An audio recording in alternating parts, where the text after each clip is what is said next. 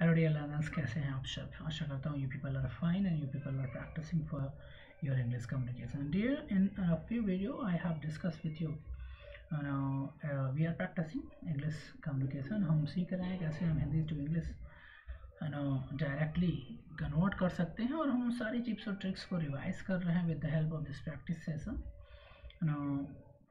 ताकि हम ये चेक कर सकें कि क्या जो कुछ हमने पढ़ रखा है related for improving our communication, वो सारी इन्फॉर्मेशन हमारे दिमाग में है कि नहीं, और हम उसको सही तरीके से यूज कर पा रहे हैं कि नहीं. तो in the same series I am continuing, and today I am also going to give you a practice session. आज हम फिर देखने वाले हैं कुछ प्रैक्टिस सेंटेंसेस, और आज हम उसको प्रैक्टिस करेंगे कि हम कैसे उसको इंग्लिश में कन्वर्ट करते हैं, या हम कैसे उसको इंग्लिश में बोल सकते हैं. अलॉन्ग विद दैट हम ये भी देखेंगे कि हम कौन सी चीज़ को हमें कहाँ पे लगाना है, किस हेल्पिंग वर्ब का मॉडल्स मीन्स हर वो चीज़ जो इंग्लिश कम्युनिकेशन से रिलेटेड, उसको हम देखेंगे कि कैसे उसे हम अप्लाई करना है. चलिए चलते हैं. So dear learners, this is practice session 8. ये प्रैक्टिस क्लास 8 है. Already I have uploaded 7 practice classes. If you have not seen, you can go and see there. आपको ज़रूर इससे फ़ायदा मिलेगा.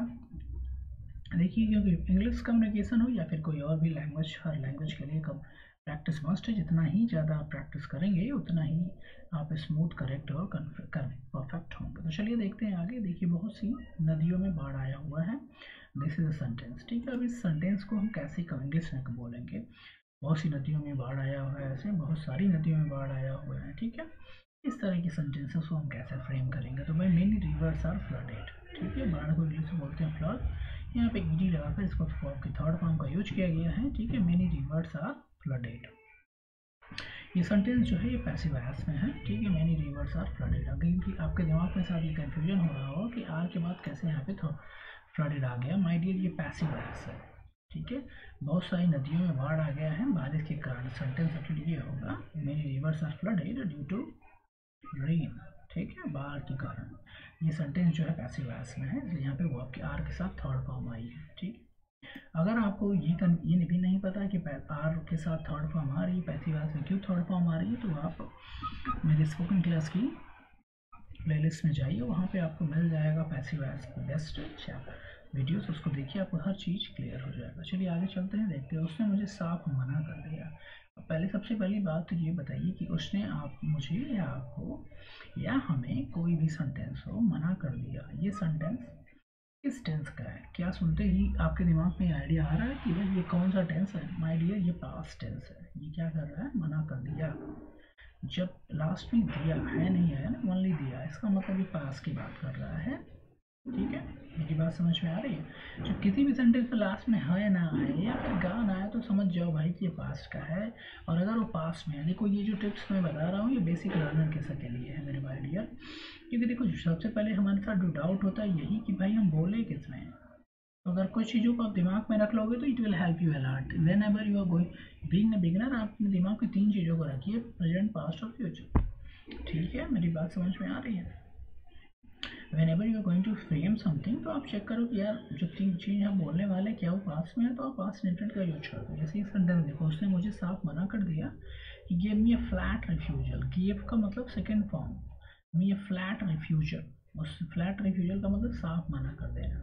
ठीक है, तो यहाँ पे सेकंड फॉर्म यूज की गई. और ये क्या बता रही है कि ये टेंस जो है, जो सेंटेंस है, ये पास्ट इंटेंट का है. आप लोगों के सहयोग के लिए धन्यवाद. Thank you so much. आप लोगों के सहयोग के लिए धन्यवाद. Thank you for your cooperation. आप ऐसे thank you so much for your cooperation. ठीक है, कोऑपरेशन का मतलब होता है सहयोग करना. ट्रेन 2 घंटे देरी से है. अब the train is running, the train is late by 2 hour, या the train is running late by 2 hours, ये भी हो सकता है. ट्रेन 2 घंटे से देरी से, इसका मतलब इसका एग्जैक्ट कन्वर्ट इंग्लिश में आप यही होगा.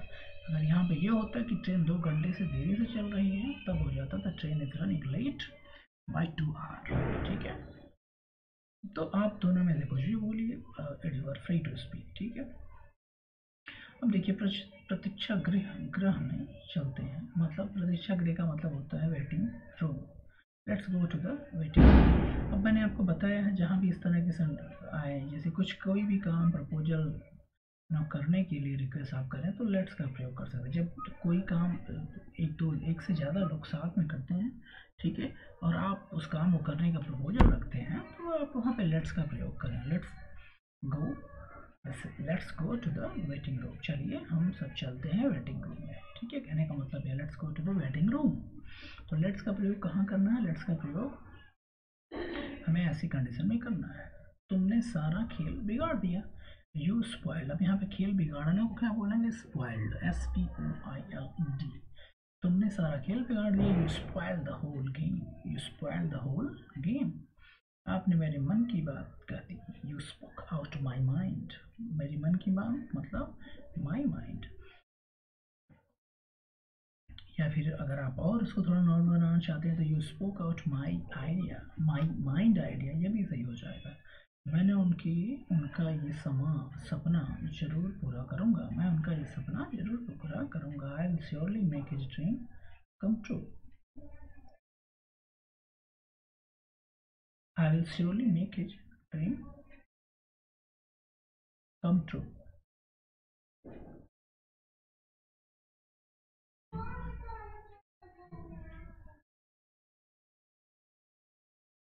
ट्रेन आने ही वाली है। The train is about to come या the train is likely to arrive।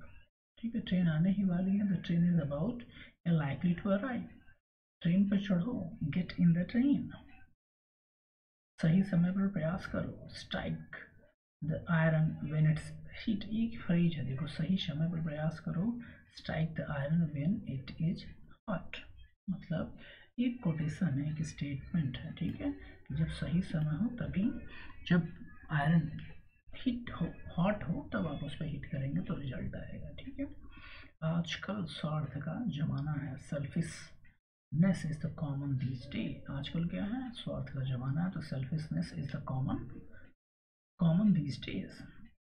मैं बाजार गया था और राजू मुझे मिला था। मैं बाजार गया था। आई वेंट मार्केट। राजू मिला था। And I met Raju in market. अब देखो, आई वेंट, आज मैं बाजार गया था और राजू को मिला। मैं इसको दो तरीके से आप कह सकते हैं। I met Raju in market, ठीक है, राइट। एक तो ये हो गया। दूसरा ये भी कह सकते हैं कि no, today when I went market.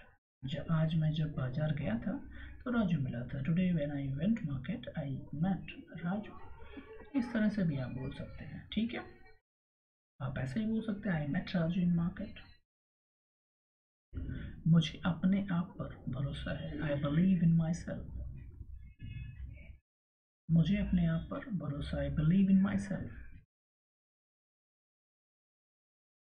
सामान को बगल में रखो। Keep the luggage beside. अब देखो, लगेज को क्या बोलते हैं? सामान को क्या बोलते हैं? लगेज। बिसाइड का मतलब बगल में। BESID। बिसाइड का मतलब होता है जो कोई भी चीज़ आप, अगर आपके बगल में अगर टेबल है तो आप बोलिए द टेबल इज बिसाइड में। कोई भी चीज़ जो आपके बगल में हो उसको हम बिसाइड बोलते हैं, ठीक है। उसके लिए हम बिसाइड शब्द का प्रयोग करते हैं। इस सामान को बगल में रखो। Keep the luggage beside.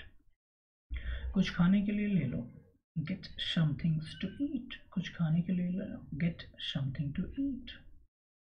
यह मेरे बस की बात नहीं है। It is beyond my capacity. ये मेरे बस की बात नहीं है, मतलब ये भाई मेरी कैपेसिटी से बाहर है, तो बियॉन्ड का प्रयोग करिए ना। It is beyond my capacity, ठीक है। बियॉन्ड का मतलब हो गया मेरे बस की बाहर है, मतलब मेरी कैपेसिटी से बाहर है, ठीक है। आपका यहाँ कैसे आना होगा? What brings you here. हाँ, ये देखो, आप इसको यूज कर सकते हैं वैल्यू कम्युनिकेशन। जैसे आप पूछते हो भाई आप कैसे आए ना, आप पूछते हो ना कैसे आप आ गए, तो आप इस तरह से इंग्लिश में कह सकते हो what brings you here, right. मैं तुम्हें मार डालूंगा, उसने ऐसा कहा। अब ये क्या हो गया? मैं तुम्हें मार डालूंगा। देखो क्या लिखा? आई will kill you, he said सो। उसने ऐसा कहा। ऐसा के लिए शो का प्रयोग कर सकते हो। He said so I will kill you. क्या वहाँ कुछ चल रहा है? ट्रेन। तो is there something going, is there something going on, ठीक है। ट्रेन कब चलेगी? यहाँ पे इसका लिखा हुआ नहीं है, मैं आपको बता दे रहा हूँ। इज देयर, क्या वहाँ कुछ चल रहा है? Is there something going on. Train कब चलेगी? When will the train leave. Leave का मतलब मूव करना, या स्टार्ट अगर आप करना चाहते हैं तो स्टार्ट भी कह सकते हैं। लीव का मतलब मूव करना, जाने से। मैं दुविधा में हूँ कि क्या करूँ। आई एम इन डायलेमा। डायलेमा का मतलब दुविधा, कन्फ्यूजन। जब आप ऐसी स्थिति में हो कि आपको यही नहीं पता हो डिसीजन लो क्या करो, तो that's called dilemma in Hindi. I am in dilemma, what to do. I am in dilemma, what to do.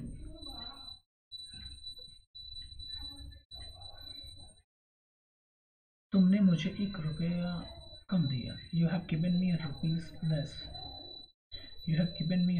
Less. ठीक है, तुम कुछ भी करो, मुझे फ़र्क नहीं पड़ता। You do anything, I don't care. कोई फ़र्क नहीं पड़ता। It doesn't make any difference. अगला स्टेशन देहरादून है। The next station is in Dehradun. आपका स्टेशन आ गया। Here is your station. दोनों एक दूसरे के बहुत करीब हैं। Both are close to each other. मैं अगले महीने शिमला जाऊंगा। I will go Shimla next month. वो हमेशा मेरे रास्ते में टांग अड़ाता है। ही always stand in my ways. फिर चलने में कुछ देरी है। There is still some time in train departure. मैं इस बकवास को सहन नहीं कर सकता। I can't tolerate this nonsense. हमें कड़ी से कड़ी मेहनत करनी है। We have to work harder than hardest. आपके भाई को कब से बुखार है? How long has your brother been down with fever? अब देखो यहाँ पे तो कब से भी बुखार है, तो हाउ लॉन्ग का प्रयोग करेंगे। कब से, जब आप टाइम का इंडिकेशन करते हैं तो how long has your brother been down with fever. ठीक है, बुखार से मतलब सफ़र करने को हम डाउन विथ फीवर ही बोल सकते हैं। मैं उसे धोखा नहीं दे सकता। I can't cheat her. उसने मुझे धोखा दिया। I cheated he cheated on me. क्या मुझे काफ़ी देर इंतज़ार करना पड़ेगा? Will I have to wait for long? मुझे दांत के डॉक्टर से मिलना है। I want to see a dentist. अब देखो, मुझे दांत के डॉक्टर से मिलना है। I want to see a dentist. उसको बहुत चोट लगी है। He is badly hurt. कल रात मुझे बुखार हो गया था। I had a fever last night. देखो, कल रात मुझे बुखार हो गया तो आप इसको हैड का यूज करो, right. I had a fever last night. कल रात को बोलेंगे लास्ट नाइट। ठीक है, पिछली रात को बोलते हैं लास्ट नाइट। ठीक है, अगर आपको लास्ट नाइट यही याद हो रहा है तो आप एस्टरडे नाइट भी कह सकते हैं। That is also correct. I had fever last night की जगह आप yesterday night, that is also correct. हम टैक्सी कर लेंगे। We will hire a taxi या कैब। मुझे गहरे रंग का फ्रेम चाहिए। I need darker frame. तो dear, you have seen 44 sentences हमने लिए इस प्रैक्टिस सेशन में, और आपने देखा कि कैसे चीज़ें कन्वर्ट हो रही हैं और कैसे हम मोडाल्स हेल्पिंग वर्ब का यूज कर रहे हैं और speaking the thing in a very proper way. आप भी इस तरह से प्रैक्टिस करिए, डेफिनेटली आपको इससे हेल्प मिलेगी। If you have any doubt, any confusion regarding communication, आप मुझे कमेंट सेक्शन में लिखिए। I will definitely give your answer of your problem, and I definitely try. And if you want that any specific video on any topic related spoken or any other topics, you can write me in the comment section. That is related to English, you can write in the comment section. I will definitely make for you. Till then, my dears, keep studying. Good luck and good boy. अगर आपने मेरे channel को अभी तक subscribe नहीं किया तो please subscribe my channel and press the bell icon so that you can get latest notification of my every